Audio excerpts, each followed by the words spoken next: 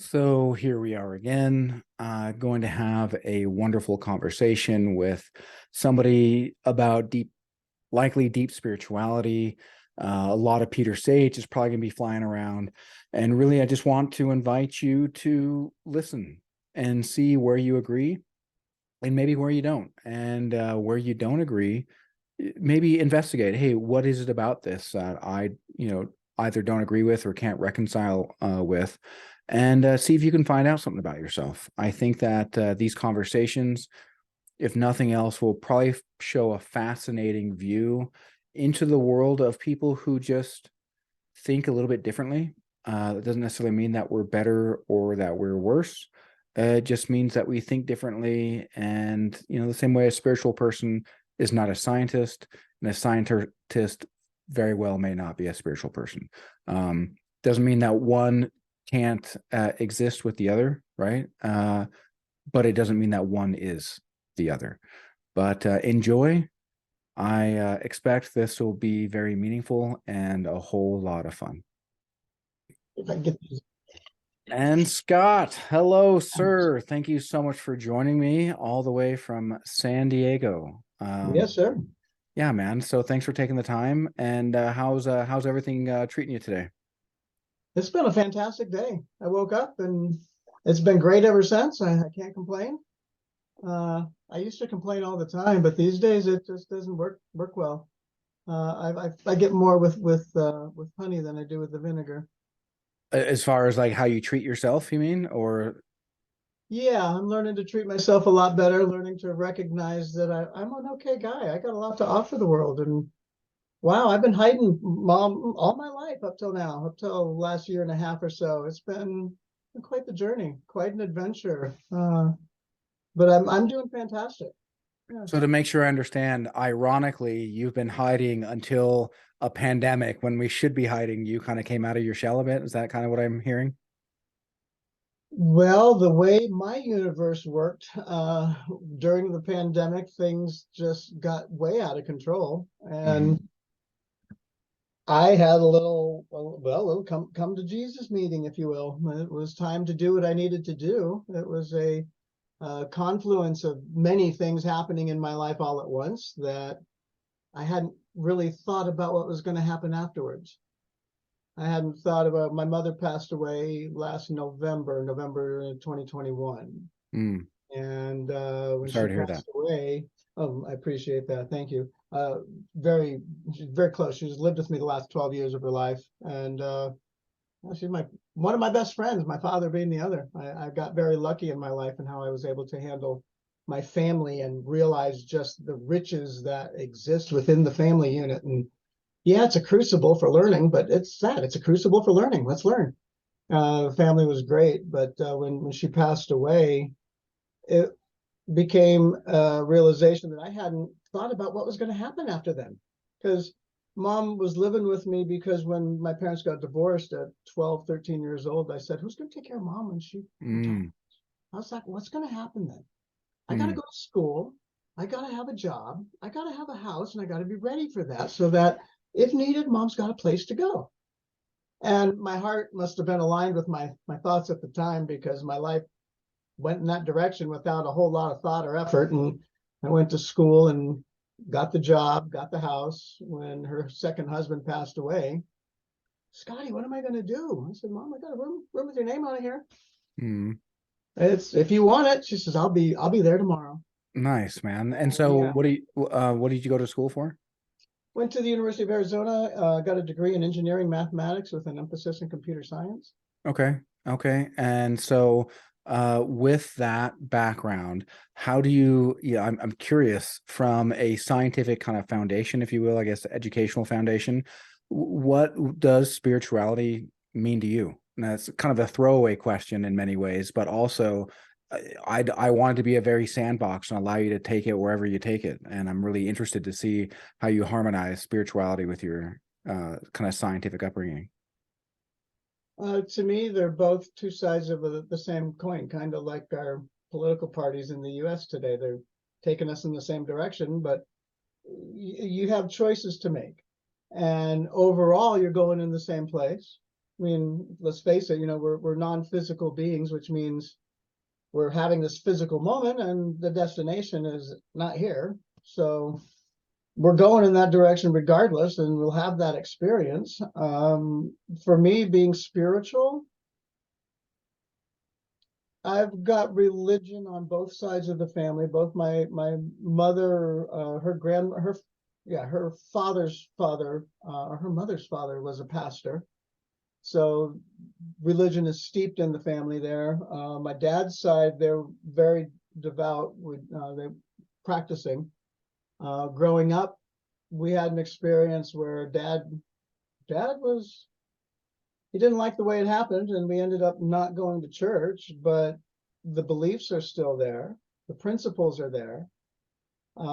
Looking at science, I looked at it from the standpoint that, there's something else out there. I can feel it. I can sense it. My experience says that it's true. Can I put a name on it? No. Can I knock any religion or any other aspect of getting there? Not really, because to me, it's all pointing to the same truth. It's about how we choose to get there, and can we work with each other on the way? Because if it's the same destination, even though it's called something different, because, well, let's face that truth as well right now. The fact that we are using the same words, and we've kind of agreed upon what they are because we've chosen the English language, or that's what we're using. But your experience can color the meaning of a word in a way that is not expected. Oh, 100%. Yeah, there is huge variability. Well, and that's why language evolves too, because sometimes somebody will hear another definition of a word, and then others will be like, "Hey, I like that." They might shorten it or contract it, turn it into some level of slang, and then Spanglish is born. Or my brother lives in Germany, and he speaks um, is it Germanglish? Is that what he called it? I can't remember what he called it. Okay. Yeah, Yeah. yeah. It happens, and but if we're not aware of what we're doing, then we can be where we think we're communicating, but we're communicating something Mm. different. And trying to be aware of that, to me, that's the spirituality comes in, because I think that there is something greater. I believe that there is something. I mean, for me, it was the observer at the back of my mind. When I'm still and I'm trying to be still, and I just be quiet, and I become aware of that feeling that I'm being watched, and then I made friends with that observer, and then what the bleep do we know came out. And I mean, I've been dabbling in those ideas anyway. Quantum physics to me has been a fascinating area of study ever since I learned about Einstein and what was going on back then, and reading about it. So expanding my knowledge base has always been paramount for me. And so being open to any of the experiences, it's required. And so spirituality to me is bridging a gap that brings together the need for something greater than me, because I know I'm not it, but I know Mm. there's something out there. And you look at the universe, you look at how things are organized and the structure, and you can't deny it. And so I start trying to find a way to communicate. So the spirituality for me, it's regardless of my logic. It's my divine feminine that I'm honestly working on integrating into the masculine right now that I have. Not that I exude either one, but it's that inner qualities of bringing that all together so that I can be a whole person and express the needed parts at any given moment.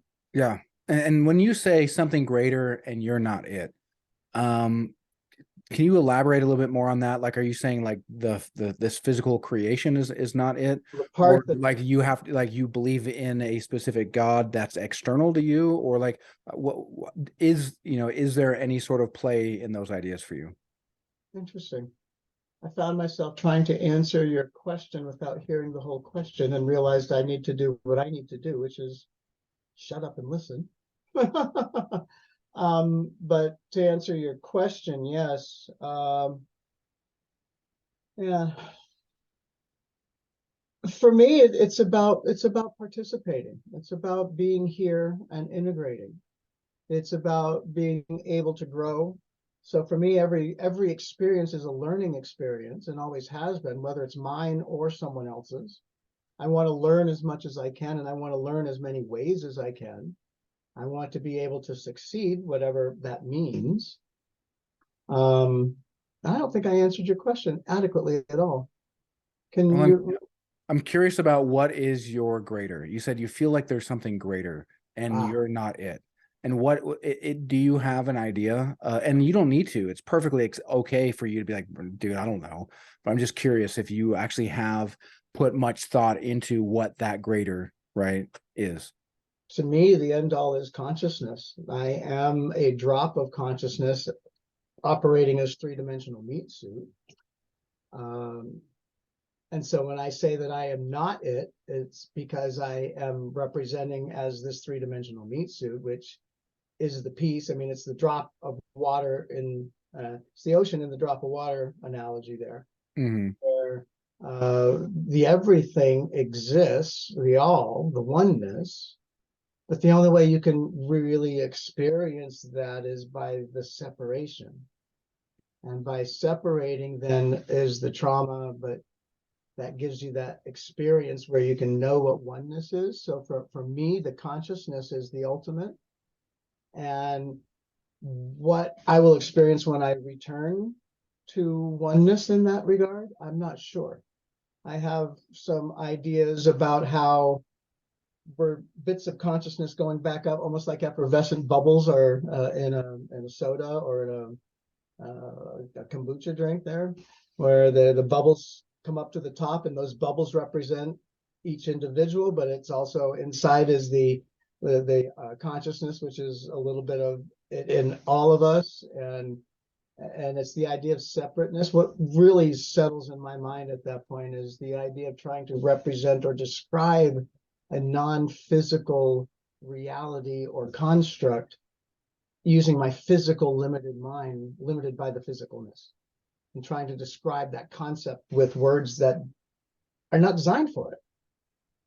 Yeah, You know, words certainly fail at higher levels of experience, especially when it comes to the spiritual realm. So, for me, now that you've given, your, answer to what spirituality is to you, I've been doing a lot of exploration on that for some time. Not unlike yourself, I found myself in the midst of the pandemic.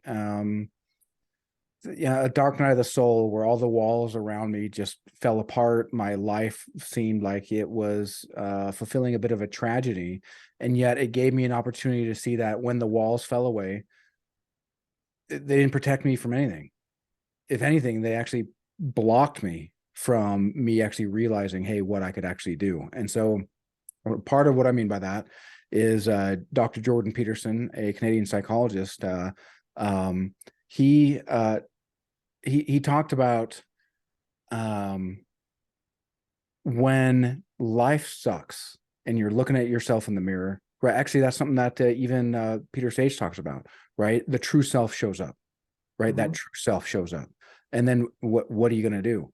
And so Jordan Peterson later on said probably the best thing that we can do for ourselves is to create the greatest idea of goodness of which we can conceive, and then make ourselves worthy of it.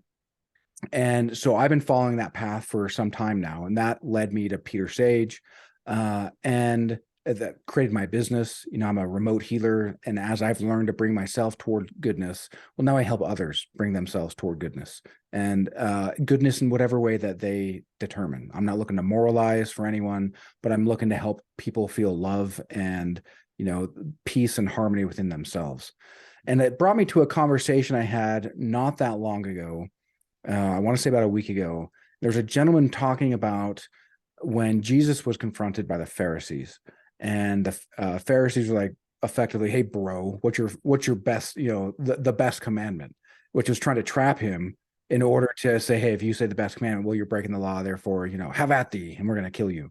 Well, Jesus said, "Love thy God," right? Not their God, not your God. Love thy God above all else, and then love your neighbor as yourself. And anyone who's gone through any of Peter Sage's material will eventually be led to the book Busting Loose from the Money Game. So I want to combine a few ideas here.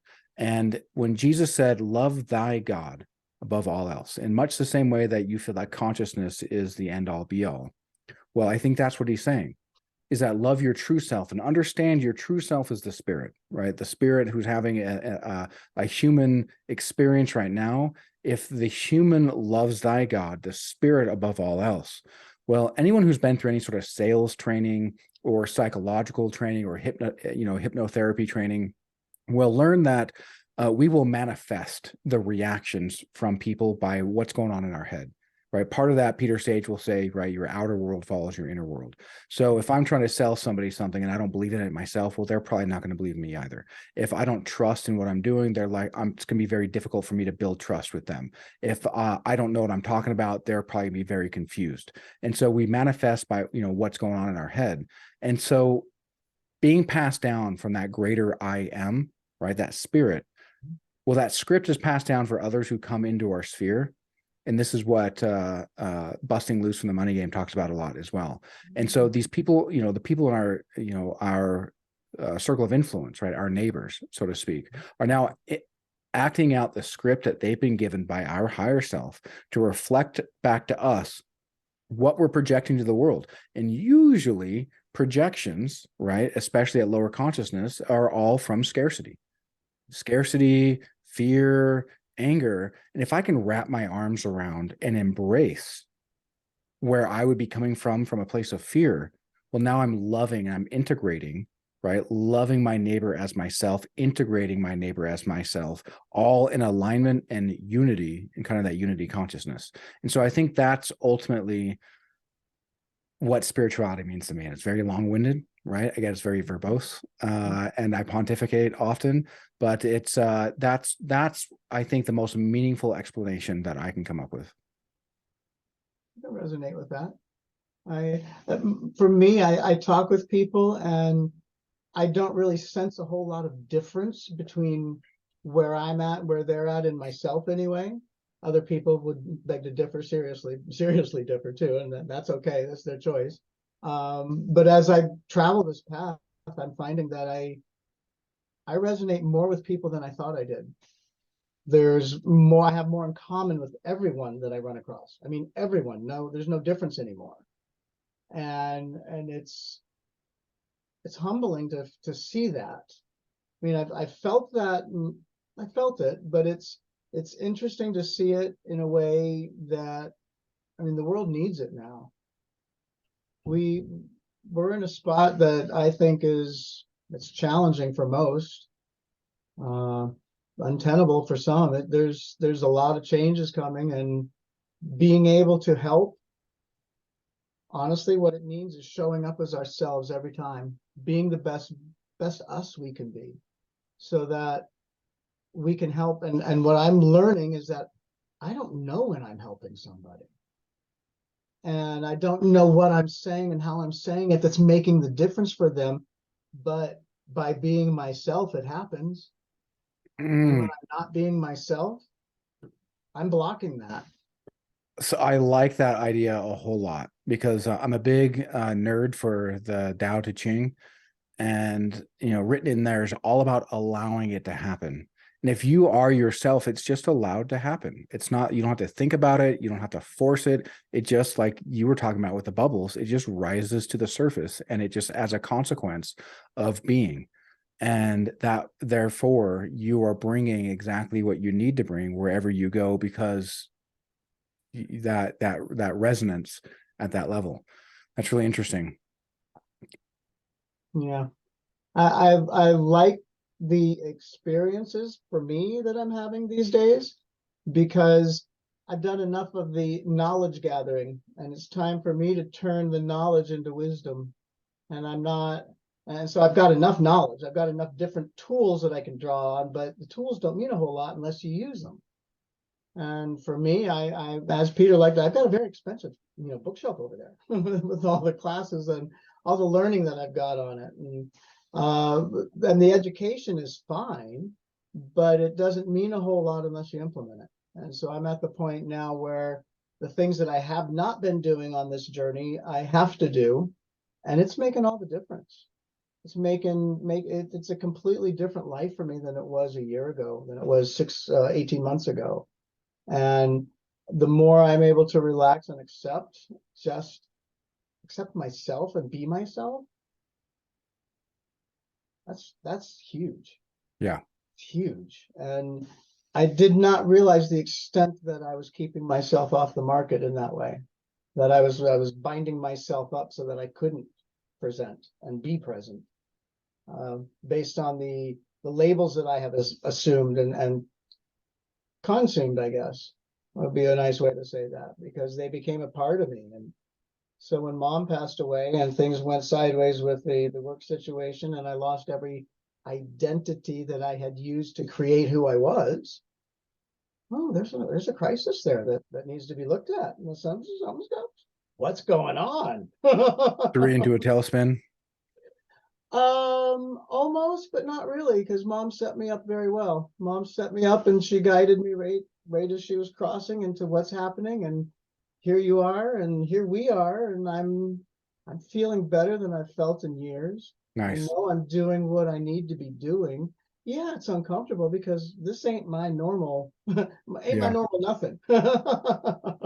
It's learning to take the leaps of faith and to have the faith to begin with that I can leap into. It's refreshing, and it's always been there, but I see it in a different way.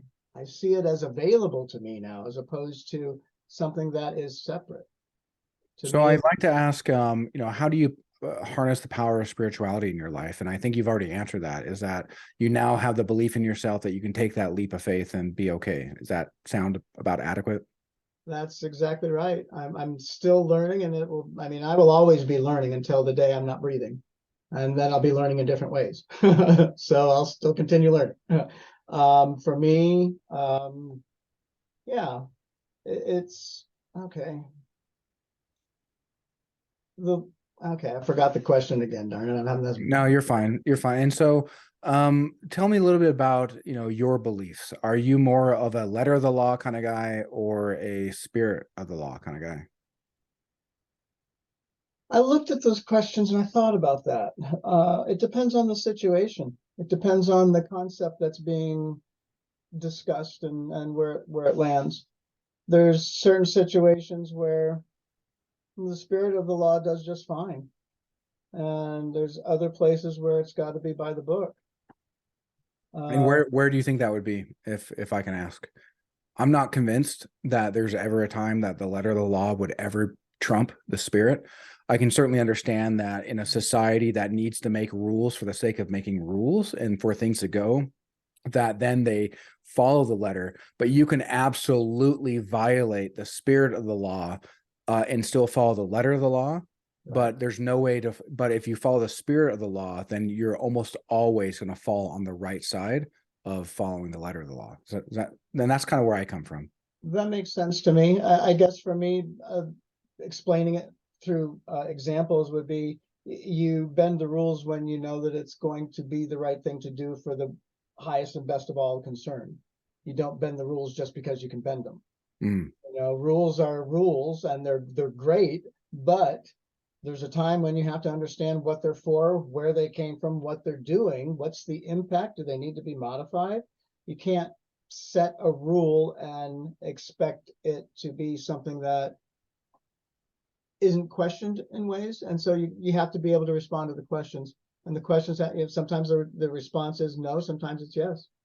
But for me, you're right. The spirit of the law is where you would get your question answered when you're asking it about the letter of the law.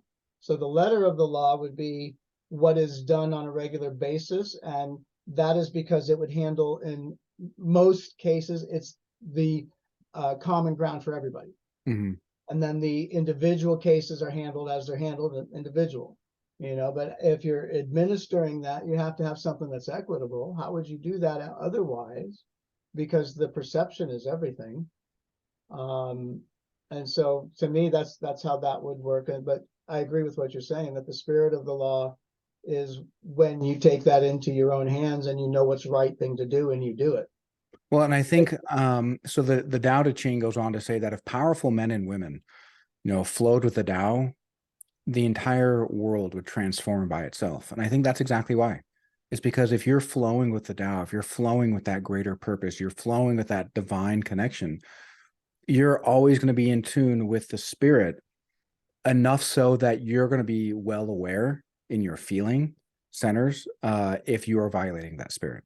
And doesn't mean that you can't, you still have the ability to override that feeling, but you're always going to know. And somebody who's at that level flowing with the Tao is likely going to be somebody who wants to continue flowing because it just feels great. And there's a lot of Eastern philosophies that have come to inform me. I've really loved how Peter Sage has helped me incorporate them a lot with a lot of the nerdiness, physics, even.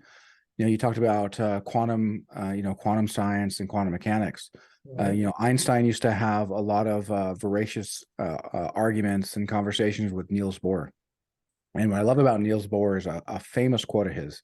There's plenty of things I love about him, but there's a quote that says, the opposite of a correct statement is a false statement, but the opposite of a profound truth may well be another profound truth. And just because spirituality is right doesn't mean that science is wrong. Sure, science is right, but it just fails at a certain level. Same way that Newtonian physics is also right, but it starts to break down at higher levels, which is where relativity comes in. And likely there's going to be something that's even above relativity, where, the rules that we pride ourselves on, and look how smart we are, Scott. We're so smart and we're so developed, right? There's going to be another level above that. And, like you said, always learning, always growing.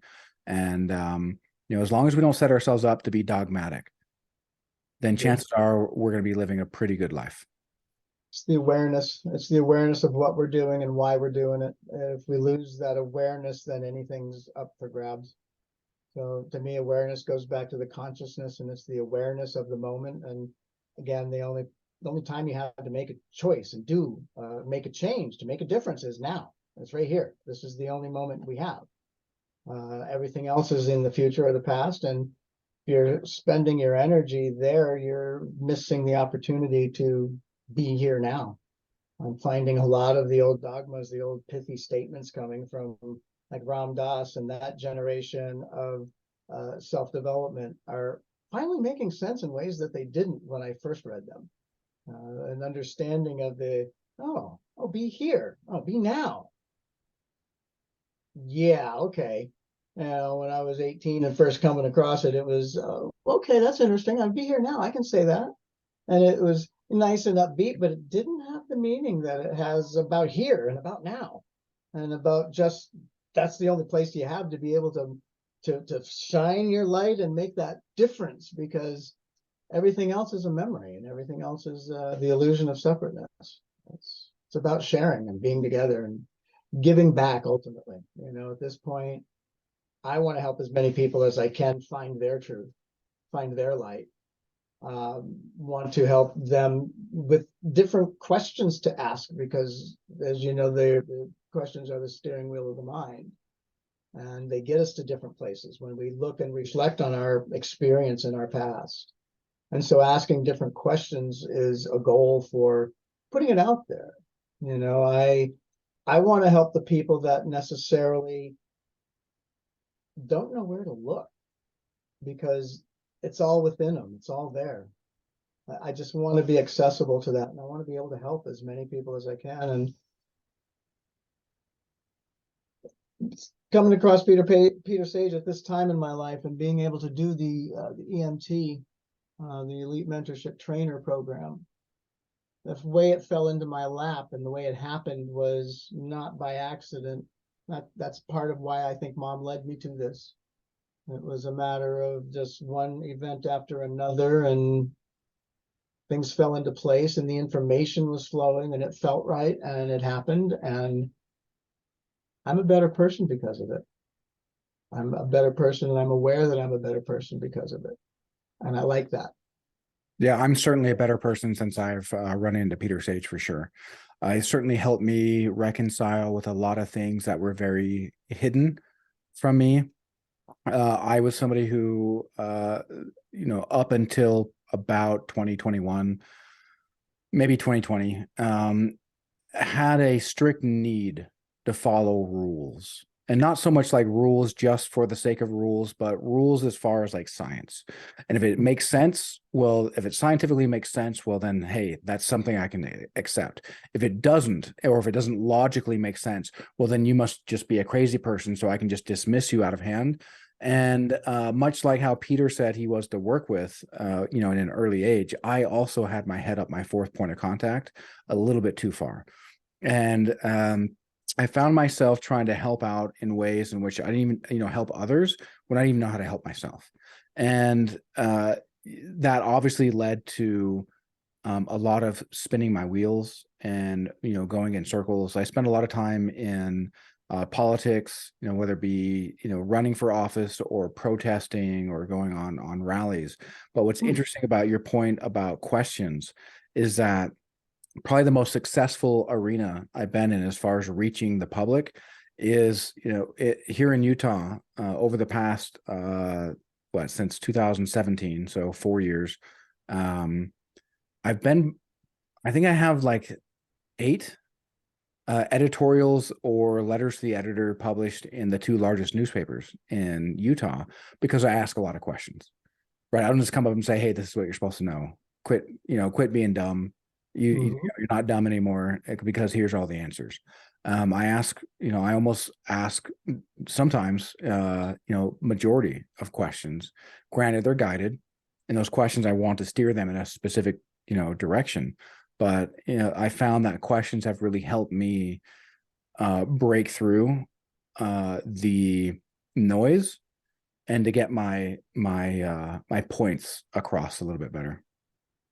You probably then experienced how the word choice makes more than a little difference in situations, and again, down to being aware of that. For me, I'm learning that I have to be aware of those words that I choose to use and where I choose to use them, because they're all speaking to me. Monitoring my thoughts and my words and how I use them. And I'm catching myself in situations where it's the way I've been for a long time, but I'm all of a sudden discovering that I don't like that behavior in myself. I don't like the way that feels now. I attribute that to aligning more with my values, current values, and seeing how my previous identities or experiences had given me beliefs that allowed me to behave differently. And I'm learning how to clean that up, be a better person in that regard. I don't know how I took that in a complete different trajectory from the conversation that you were having, but I apparently have a good knack for doing that. Well, it's nice to see where conversations go. That's another thing that Jordan Peterson talks about, is that a conversation is an organic thing, and it's best to see where it goes and not necessarily force it to go in a manner in which we want it to. Much the same way Alan Watts might say, right? The purpose of a dance isn't to wind up at a specific place in the floor. You wind up on the specific place in the floor because you were just there for the dance. Right. You're experiencing the moment rather than finding the moment to experience. Right. Yeah, that's a good way to put it too. I like that. Okay. Yeah, I find there's always learning, always things to do in terms of different ways to think about life, think about the situation or my experience. So what's As you next for you mentioned, then?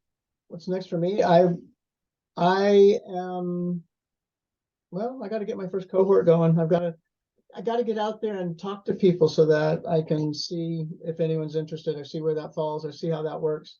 I've never been an entrepreneur, never done that kind of work before. I don't want to tell myself that that has to succeed or else. I don't want to set myself up for that kind of failure right now. So for me right now, I'm looking at potentially being a community manager starting next week for Aaron Lee. We're going to have a discussion next week. The week after, be on the 30th or something like that.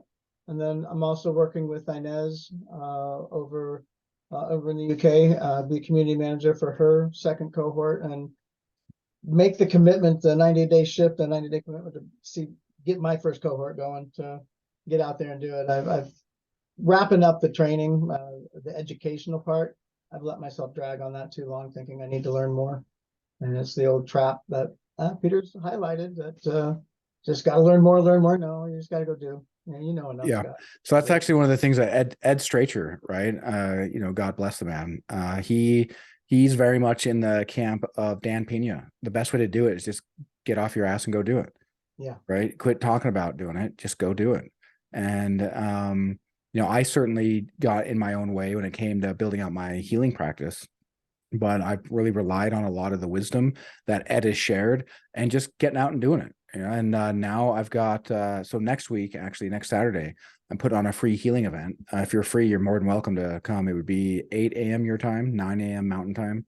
Okay. And I have people tuning in from around the world. I had about six, I think on the Facebook event alone, there's at least 60 people that have responded. And I know of about 15 that have registered through just the Zoom, just because they're not on Facebook, or I just reached out to them, through business networking. And I've actually recently joined a Chamber of Commerce, Oh, which is really? a lot of fun. So Chamber West here in West Valley is where I live, and Okay. Salt Lake City is the largest city in Utah. West Valley is the second largest, but it's West Valley, which means it's west of the tracks, which means that it's on the wrong side. Um, the wrong side. Well, and so West Valley is the second largest city. And then it has Taylorsville, which Taylorsville is nearly as large as South Jordan, which is the third largest city. And then a smaller city, Kearns. And Okay. so there's actually 4 cities in one. I get to go to ribbon cuttings. I've been going to quick connects, and I've been fascinated by how well received I'd be. Okay. I built up in myself that I was afraid that I'd be like, "Hey guys, I'm a healer," and be like, "Dude, shut up, sit down. Like you're a healer, dude. Come on." But I speak authentically. I don't just bust in to say, "Hey, I'm a healer." I talk about a meaningful walk. I talk about something meaningful. Talk about spirituality. Talk about how Jordan Peterson led me to the idea of, to create the highest level of goodness of which I can conceive of, and then make myself worthy of it. And here I am. And when I say here I am, well, as somebody who is a Peter Sage nerd like yourself, and like I am, well, that has a double meaning, right? Here I am. So I've made myself worthy, and now I am, full stop. So Absolutely. now I can be who I need to be. Now they don't necessarily need to know that, but their heart's going to feel the truth of that. But I've noticed that because when I do the one-on-ones, people really resonate. I think this last quick connect I did, 3 or 4 people I have already registered to come. It's some of my family even that I haven't spoken to in a while. My sister looks like she's going Wow. to be there, which is awesome. My Way cool. an ex stepmom and her brother. And so like I find that there's a lot of value that's being created. I found that feeling of wealth and abundance, right? I'm going back through module 3, which is, Peter says famously, well, you don't become wealthy until you already are wealthy. And meaning that the wealth and the abundance comes from within, and that feeling, and then the money follows suit. And I'm really excited just to see how I can help others with this healing journey, have it help me and propel me.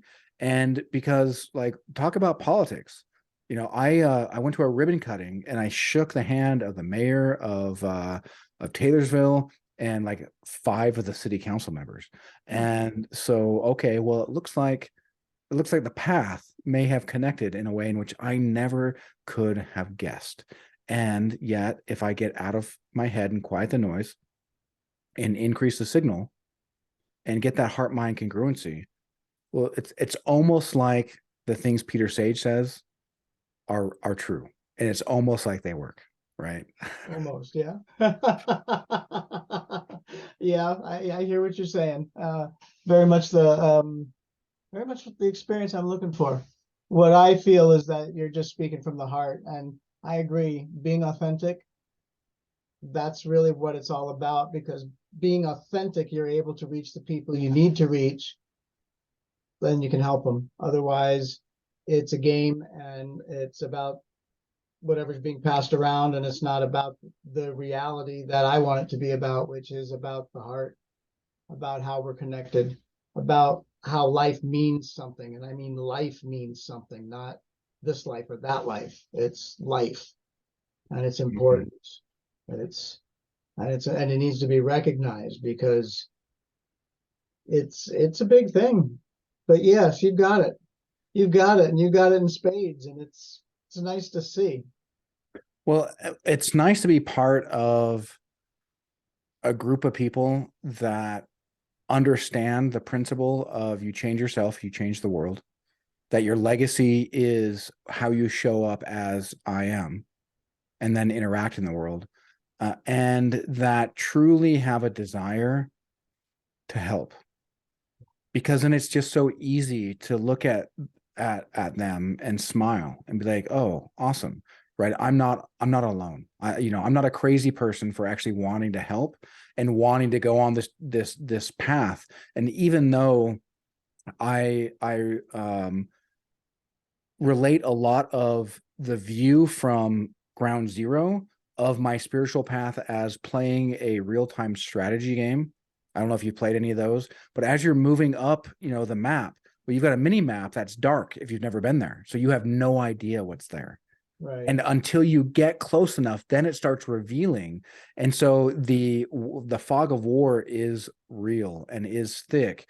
And yet I found that having faith in feeling the feelings and doing what feels true is so far manifesting quite a lot of goodness, which sounds like I'm living up to my claim of bringing people toward goodness. And yeah, man, it feels good. It feels like a whole lot of good. Absolutely. That makes sense to me. I mean, from my perspective, people either resonate with you or they don't, and they'll either be around you or they won't. And the more you like being who you are and can be yourself, then the more opportunity they get to be around you. But more than that, it's the more opportunity you get to be around them and expand your horizons. And that's really meant for me. I need to be able to do that and look around and just be present so I can do that. Well, I you'll be able to serve your cohorts so amazingly, man. And kudos to you to jumping into being two community managers, right? I love my community managers from EMF 17, Eric Okay. Fox and Catherine Metzger. I mean, Uh-huh. beautiful people. And kudos to you to say, hey, I want to help out. And if you have the ability to be present, Catherine and Eric certainly were for me. It's a gift, man. It's a gift that your students won't forget. I'm looking forward to sharing the path with them because I'm going to be learning just as much as they are because it's a whole new experience for me in that regard. Even though the material might be something that I've seen before, but their experience I haven't heard before. My interactions with them I haven't done before, so it'll be nice. I'm looking forward to it. I really just want to help and help shine the light, especially on this material because I find it so very important right now. So It's Peter Sage makes a lot of jokes about his favorite module.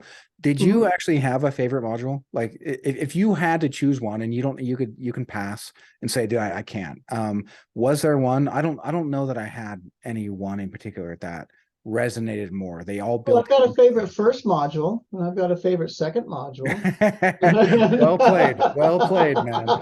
Well played. Um, that was good. I like the way that you handled it. Hey, so I also do you have access to his quantum alignment training? Yes, I do. Bro, that stuff. Oh, so it's so similar to what Ed Stracher teaches. Very, very similar, but different, which is cool. Hmm. Because then I get to Right. see, and going through Ed's stuff, like Ed's a man of few words. So you never really know what questions you can ask, but me being an inquisitive guy, I ask a lot. Yep. And he'll either answer them or he won't. Um, Okay. and I mentioned that I was playing with my own symbolism in the magic and the healing, and he clapped his hands. It's like, oh, Yes. sweet. So that is what I'm supposed to be doing. So because I kind of followed my intuition, Yep. and I can see Peter doing the exact same thing, following his own intuition to find his own way to help people connect in a manner that really resonates. And it's incredible, man. And Yeah. I really enjoyed the quantum alignment. I will say part of me enjoys looking at people who are so fixed on the Newtonian paradigm, how they roll their eyes anytime I mention quantum. Yeah. Right. Yeah, Yeah. absolutely. It's fun.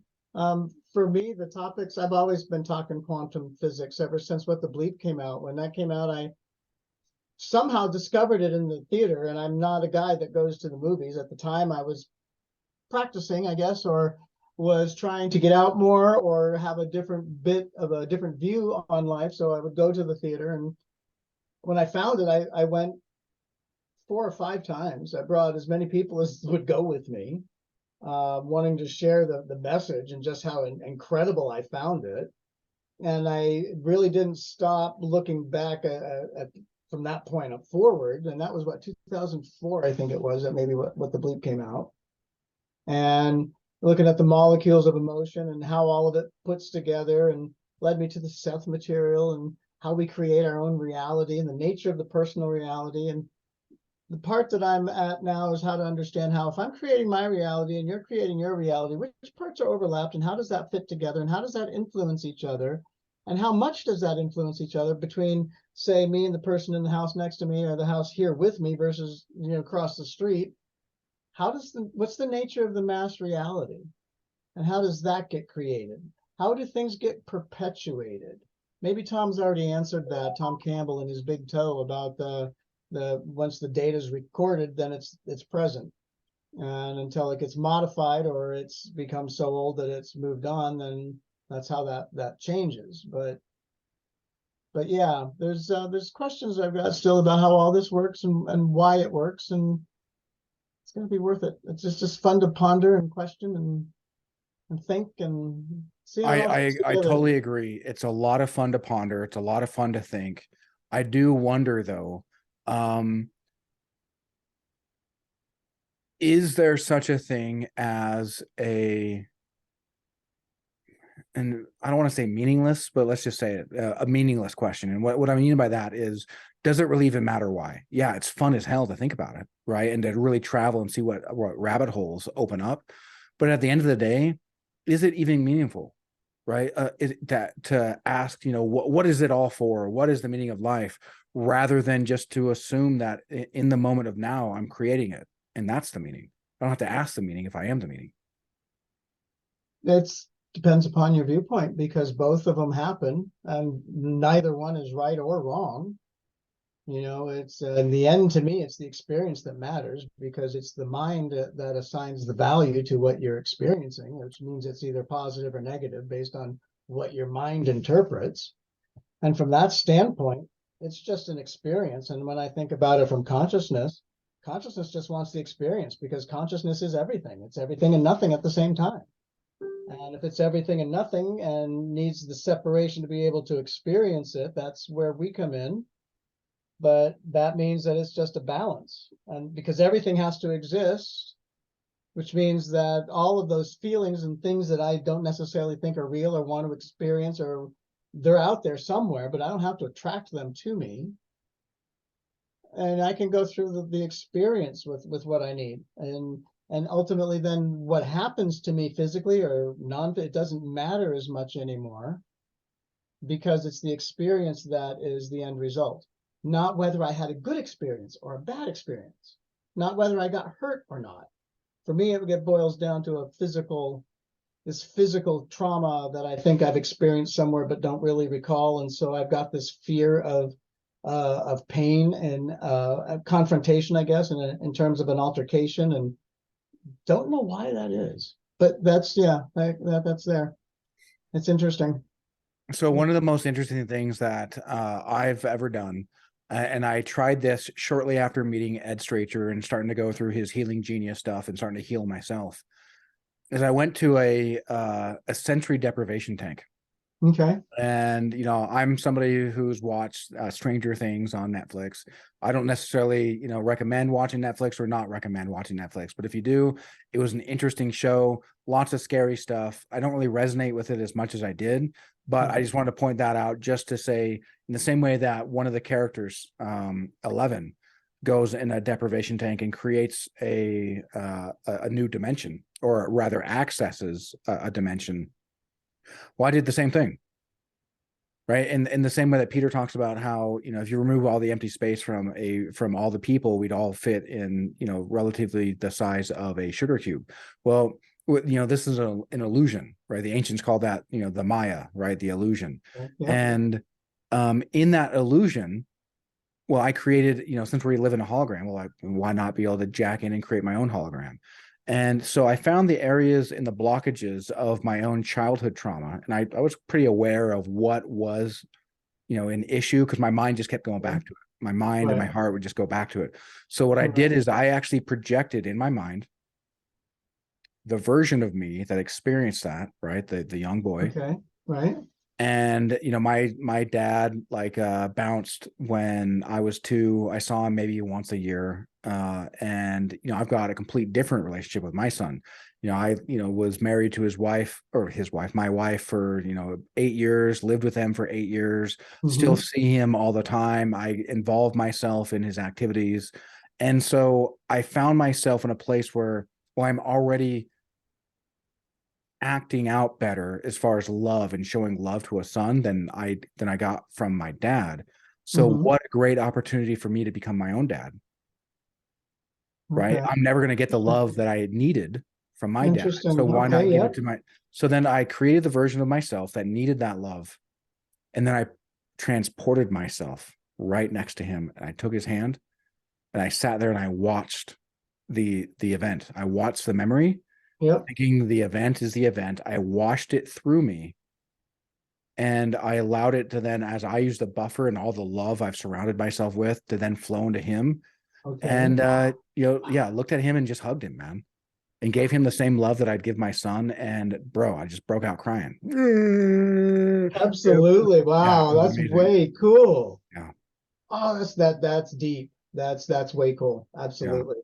So when you start playing in the quantum realm and you can escape goop, dude, who gives a shit? Like if I explained that idea to somebody else, it'd be so easy for them to make fun of me and say, well, that wasn't real. Well, what is real? To me, that was more real than real. So what is real? If that wasn't real, what is real? Because I'm now much more resonant. I'm no longer that tortured soul. I can let go of the pain. I can just be and let others be. I don't need to prove myself or prove my worth. And it's incredible, man. It is. It is nice to come to an acceptance of those parts of ourselves that we thought were never going to be accepted, and not knowing that was what was happening. I look on my childhood, and where did I see trauma? I mean, I know I had trauma and I've had trauma, but I don't see it as trauma. It's the way the family was. It's the way life was.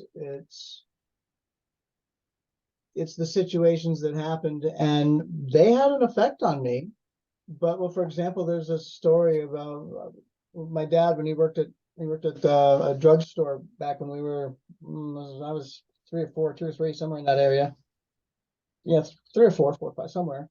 But he would bring home the extras, closeouts when there was items for sale. Now the way they worked back then was they'd put 2 items together and put a little toy on it. And so if you buy the 2 for the regular price, you get the free toy. And of course, I wanted the toy. So, and at the time things were divided. So you'd get the pretty bubble soaps and the stuff for the girls, and it would have the stationery and pretty stuff in it. And for the guys, you'd get the cars and the trucks and stuff like that. And this one particular time, Dad didn't have anything for the guys, so he brought home stuff for my sisters and nothing for me. And I blew a gasket.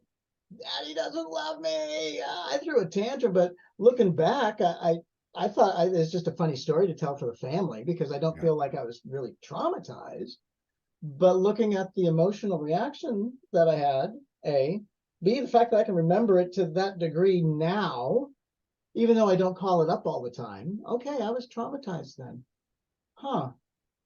That was an eye-opener to me, because I didn't see that what I could have patched over as just common everyday occurrence was really a traumatic event that needed to be revisited in a way to let it go.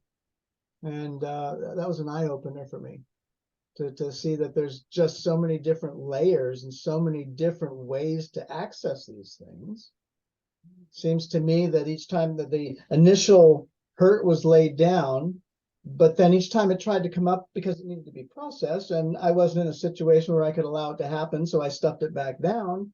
Seems like I have to have one more experience where I can accept it and let it go for it to be gone. So it's like one for one, uh, it seems, but it's a good process because I'm letting it go and I'm learning where it is in my body, and I'm more importantly learning that I am not the emotion, that the emotion is something my three-dimensional meat suit here happens to be feeling for the moment.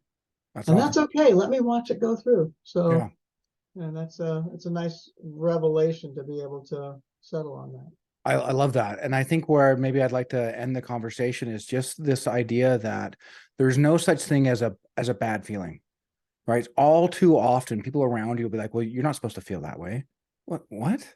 Like the feeling tells you where you are calibrated at that moment. Allow it to inform you.